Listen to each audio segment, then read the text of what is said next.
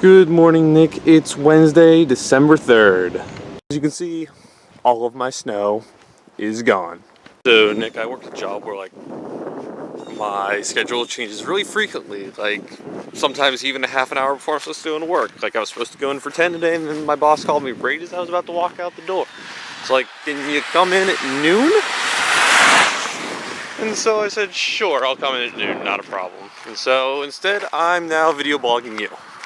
So, Nick, I'm super excited that your bookshelf actually has books on it now. I mean, it's now not just a weird backdrop, but actually really kind of exciting to look at. And I'm also really, really jealous of it, but not probably for the reason that you might think.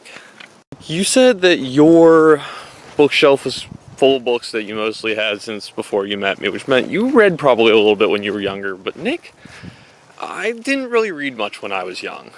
I really didn't read at all if I could help it. Nick, it's not that I was a bad reader when I was young. I mean, I read a large portion of Moby Dick when I was 12. But reading was just really, really boring to me. I didn't get the stimulation out of it that I do now. I mean, it's not that I didn't like things with plots. I watched a lot of anime when I was little, or cartoons that had real plots and weren't just slapstick comedy. I love to play video games like the Final Fantasy series that were very plot driven and very plot dependent and had a lot of critical reading skills contained within the video game elements. But for some reason, books just never captivated my attention. I couldn't just sit there and read like my siblings could. I really wish that I had been able to be captivated by books when I was little. Then, I wouldn't be starting my book collection now. I could have started sooner. I could, be rereading books that I liked, but instead I'm just getting off the ground. It's never too late to start reading and start being an avid reader, but I really wish I had done it sooner. There's just so many cool things that I've learned and so many cool ideas that I've had since I've started reading regularly that had never even remotely crossed my mind. So, Nick, in a stunning turn of events, it was too cold to finish filming outside, and so I came inside to do the rest of this vlog.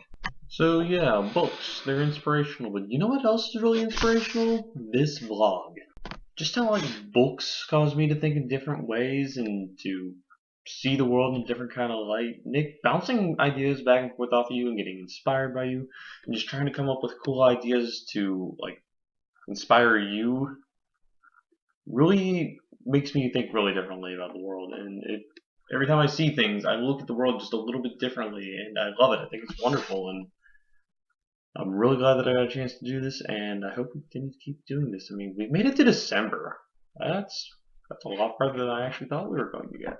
Quick aside, but I just noticed that I say a lot. I thought I'd done a good job of getting rid of my filler words through college when I spoke, but apparently I did not do that very well. Anyways, Nick, I hope that you continue to fill up your bookshelf. I hope you get more books from when you were young that you can reread. I hope you get more books that you haven't read yet so that you can expand your mind. I hope you'll recommend a few books to me to read, because I would enjoy getting a chance to read some of the things that you've read, so maybe that I can think a little bit more in the way that you do. Nick, I'll see you on Friday.